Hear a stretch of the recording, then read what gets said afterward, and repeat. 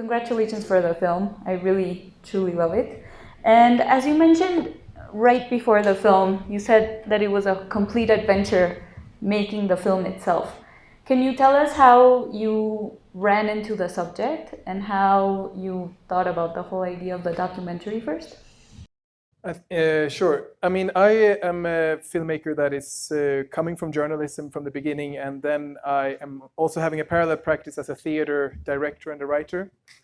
And I was searching for a new subject for a film, and I knew that I wanted to work in a studio environment, and I wanted to reunite a group of people, and I wanted to build a kind of set, maybe an apartment, maybe it could be, a place where they used to hang out when they were young, and that they would reunite together in this kind of situation. So the formalistic concept of the film came first, which is, I guess, all kind of art projects needs to start somewhere, and this is where this one started.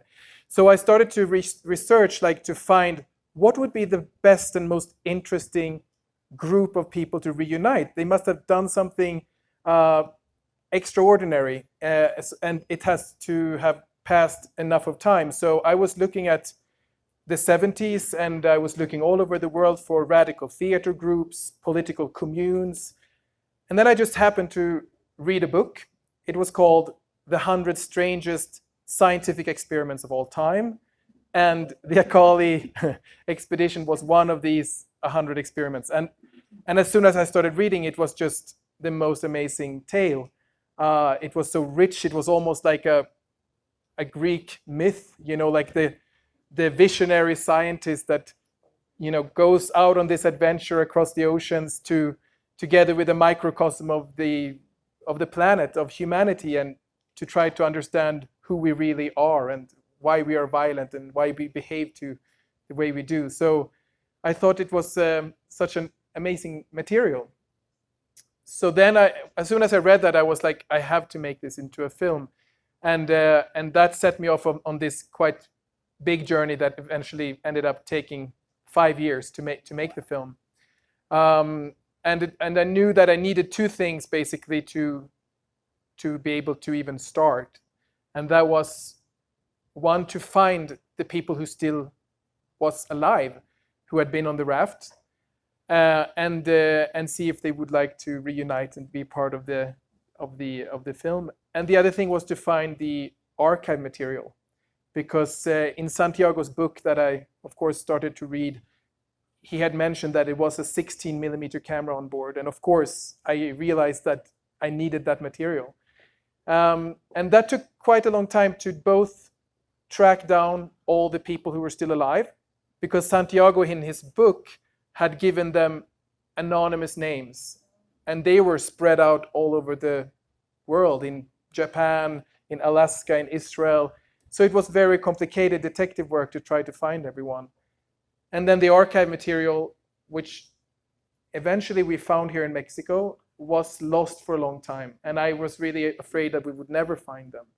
And they eventually showed up here in the Filmoteca of UNAM's archive.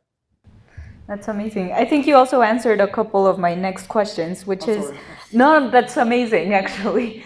My next question was actually about the raft itself, like the process of the idea of making it a central part of the film. Since you thought about the space first, was it because of the catharsis it would bring to the people, or why did you start from there, start from the form, from the construction?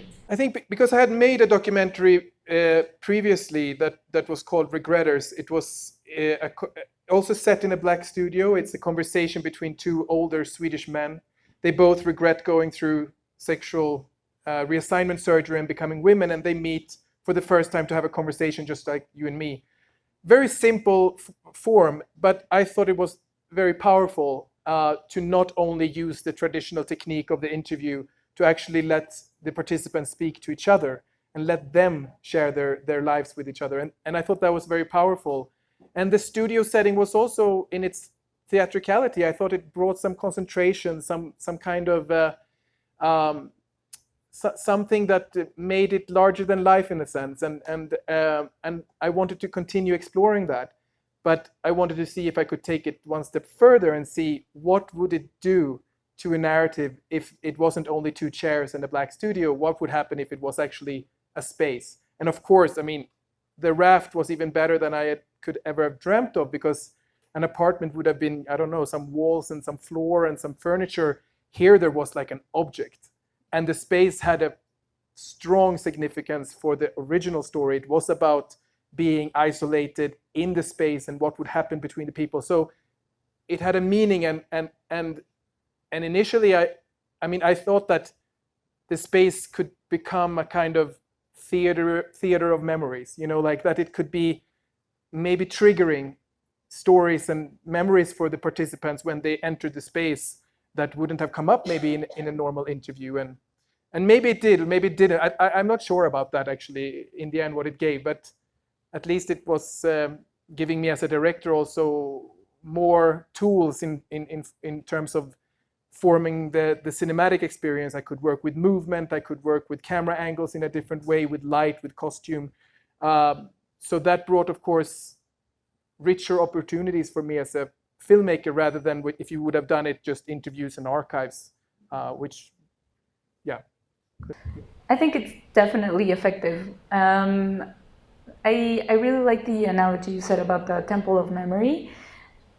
Like when the people entered the place and saw the raft, was there any like really strong reaction that you couldn't catch on camera that you saw there as a director?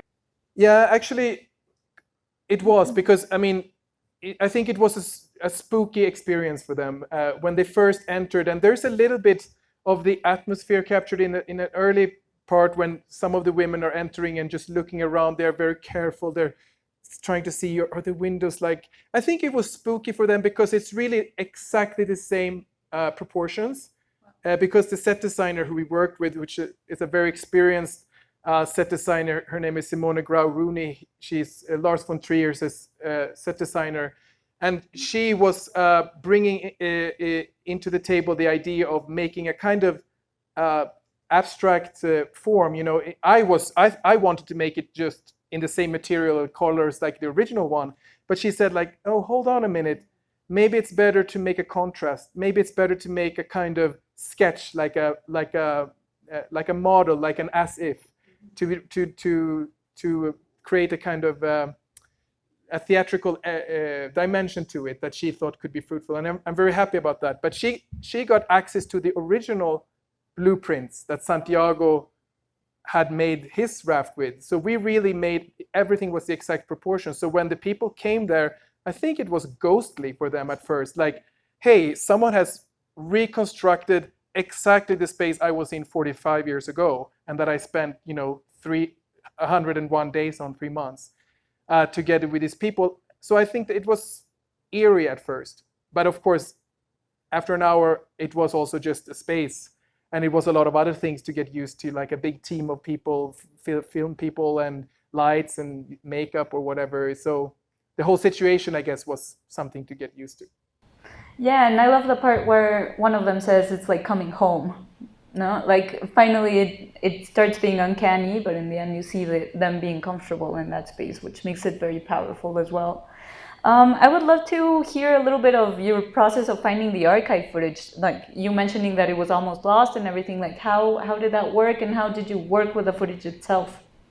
So when I started the project, I of course got in touch with Santiago's family and his son Diego Genovese, who has been very generous to the project. And Santiago was actually still alive when I started the process, but he was very sick.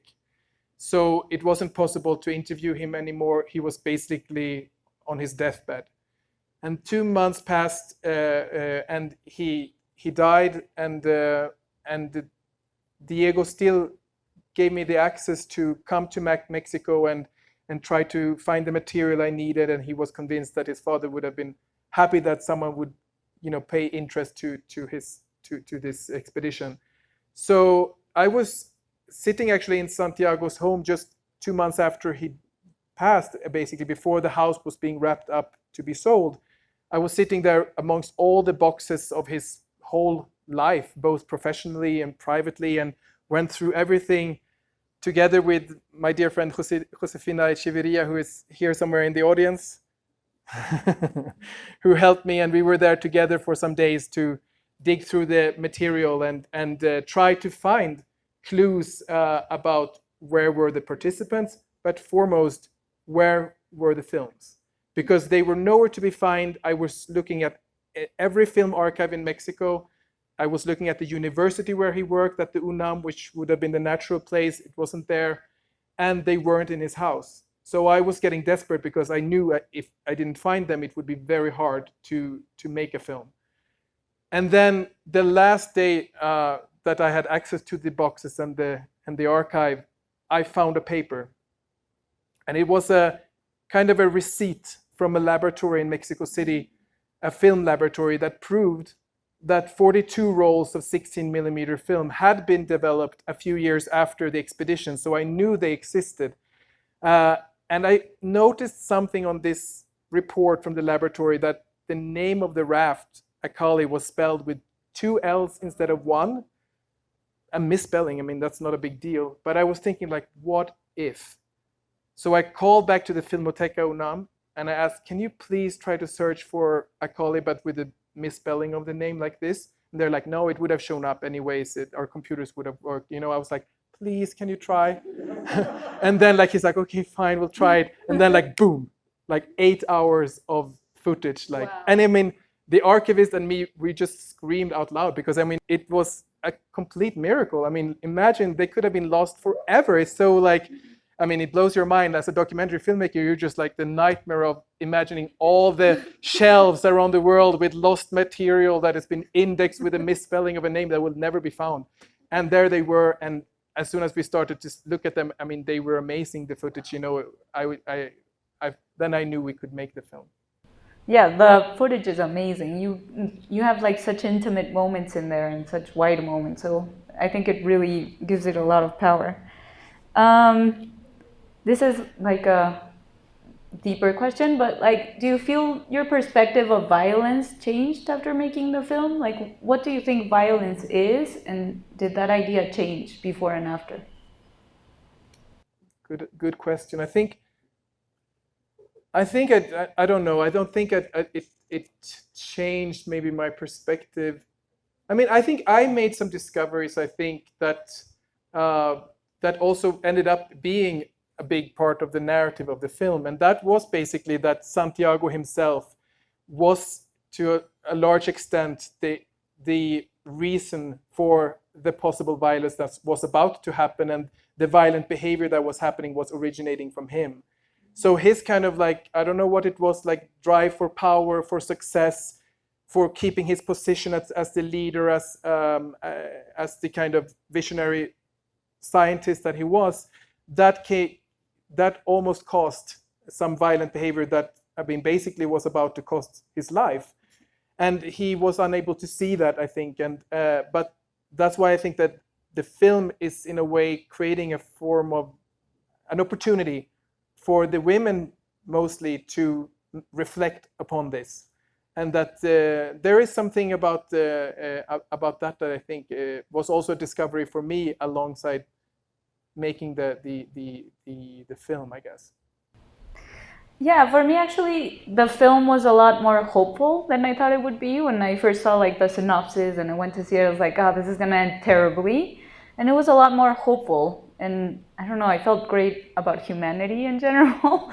But did you go in there with any preconceived notions? Like when you first read the experience, like did you think you were gonna find something specific in their interviews or in their conversations, like before you met them? Yes, of course. I mean, you have preconceived ideas and hopes and, you know, dreams about what could be possible, and disappointments, of course, will come, and surprises come where you don't expect things. For example, like the first time I reached Faye on the phone from Alaska, telling her that, you know, I had tracked down where she lived and who she was. I'm a filmmaker from Sweden. I want to make a film about this experience that you had 40 years ago.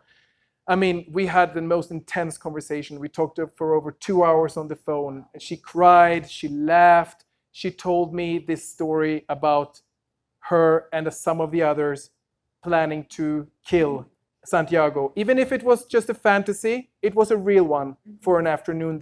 They thought about it, and it still scared her that she had gone that far herself in her mind. And when she talked about that, I just felt, I mean, because Santiago is not mentioning this in his book. So, I mean, of course, I felt like, okay, there is really some strong material here. And so there were surprises like that that would come that I wouldn't know. Or, for example, that, I mean, the story about Mary, for example, that she was actually being on the Akali as a kind of escape from the domestic violence that she experienced from her abusive husband. It was basically trying to save her life from violence that she ended up on this raft where a scientist tried to solve issues of violence. But she never got to tell that story, you know, and he never maybe asked her. And maybe if he would have asked them and been more interested in what their experiences of violence was, because they had experiences of that as human beings, maybe then he would have been able to make other conclusions. I don't know. But yeah, so it was a process that delivered all kinds of like surprises and along the way, of course. And continuing in this line, like after living for so many years with this project and this very like utopic ideals and very new agey kind of things, like what do you think the legacy of something like this is in a post new age world or in a new age world? Like what do you think the legacy of an experiment like this is? Oh wow, that's a good question. I feel, I mean, I think, to be honest, I'm born in 1980, so I just basically missed the 70s. And I would have loved to be in the 70s, you know, because it seemed like an era that was so full of like playfulness and experimentation and people trying out new ways of living together. I mean, at least it seems, you know, maybe it wasn't. Maybe, of course, it was a layered time where people were living very conservative lives alongside people who were hippies and experimenting with drugs and sex and whatever. But I mean, it is, if you look at science history, I mean, like there are examples of scientific experimentation like Akali and other social experiments as well that you wouldn't see today because they're wild, like in their approach to, you know, how they involve people. And I mean, so I think, I mean, I would have loved to experience that. And I guess that's also part of why I was curious about this era, like this time of the 70s, because it has this romantic shimmer of possibility, you know, and craziness. So, and I think, I mean, that would be great if that's something that you can learn and bring with you into our times, you know, that people can do these kind of things and ask very broad questions, you know, and just try things, even if it ends up failing, which I guess it did, the expedition in a scientific way, you know, that it didn't maybe really come up with the big results or answers to the questions of violence and so on. But, you know, I am impressed and I'm admiring Santiago's, you know, daring vision to do something like that, to just like, let's ask like these big questions and do this crazy adventure and see what happens. I mean, we should do more things like that, you know, at least on a personal level. I mean, I think it would be amazing.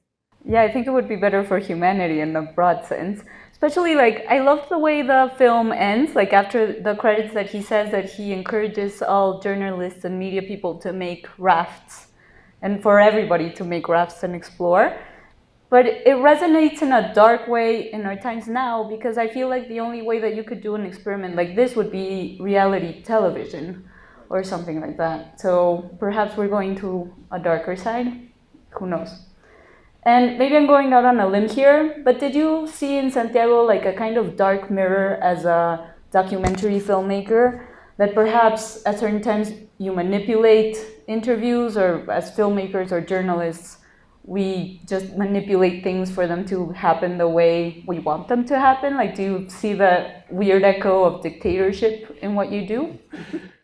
I think at first I didn't. You know, I thought, you know, I thought that, you know, it was Santiago was the kind of villain of the story, you know, like he was the bad guy in a sense, and it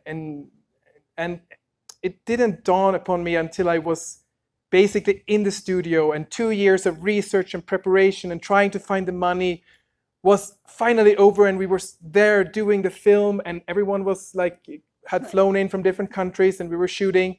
And then it dawned on me, like I realized, like, oh my God, I am doing exactly the same thing. I've built a raft just like Santiago. I've invited people from all over the world just like Santiago.